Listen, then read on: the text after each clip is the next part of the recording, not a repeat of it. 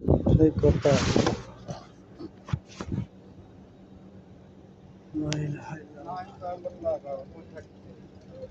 জান এই একটার আমার 1 বছর কইরা যাইগাম দেশে আর কি করা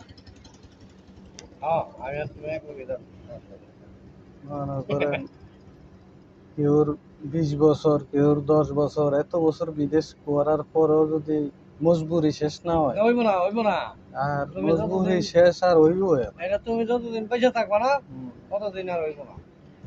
তোমার ই নাই, চ্যানেল নাই, চ্যানেল নাই আইও তোমার চ্যানেল তো থাকতে হইব, চ্যানেল তো নাই তোমার। চ্যানেল নাই আর বর্তমানের যেই অবস্থা অবস্থা যে পুলিশের ধরাধরি হ্যাঁ।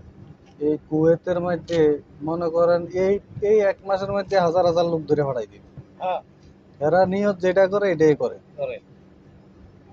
প্রতিদিন আজকে কয়বার চেক আইছে পুলিশের দেখছেন দুইবার করে চেক করে গেছে। শুক্রবারে কেমনে দাপট দিল পুলিশে তাইলে মনে করেন কিভাবে কি করবেন কেমনে চলবে বুঝলেন না কুয়েতের বর্তমান পরিস্থিতি ভীষণ খারাপ এই যে 12 লাখ 13 লাখ টাকা খরচ করে এই লোকগুলা বয়ে রয়েছে কাজের লাগে এই যে এই লোকগুলা কাজের লাগে যায় বয়ে রয়েছে এরার কি কি পরিস্থিতি হইব এই টাকা কবে তুলবো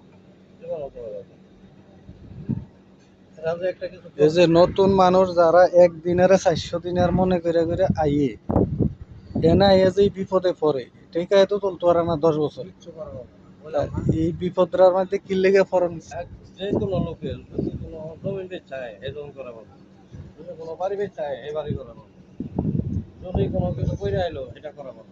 আরে জমিন বেচা আইয়ে বাড়ি বেচা আইয়ে তারপরে দিয়ে আইয়ে আপনার লাভেরও সেটি আলয় সুদেরও সেটি আলয় 1 লাখ টাকা সুদ 6 মাস পরে আরো 10,000 20,000 বাড়ে হ্যাঁ তাহলে আপনার 10 বছরে টাকাটা দিতে পারে না তখন সুদে আসলে যায় কি পরিস্থিতি একটা জিনিস এ তো বোঝাই কেউ আমি একটা কথা বলতে পারি। যেমন তুমি সুদে টাকা আনছো, তো তুমি যে লাইনে গেছো হুম তুমি ওই লাইনে খাওয়াইবা, হুম তোমার ক্ষয় হইতে হইব ওই লাইনে। বুঝলেন তুমি আমার কথাটা বুঝতে পারছো না? বুঝতে পারছি আমি তাইলে তুমি যাই না হই না হুম এই তুমি ওই ভাঙ্গা নৌকায় পাঠা দিলা, হ্যাঁ তাহলে ভাঙ্গা নৌকা জোরাবের গেছে জোরা লইব না হলে, তাহলে এটা তুমি তুমি ওই জায়গায় শেষ হয়ে দেখছো। হ্যাঁ ওইটাই তো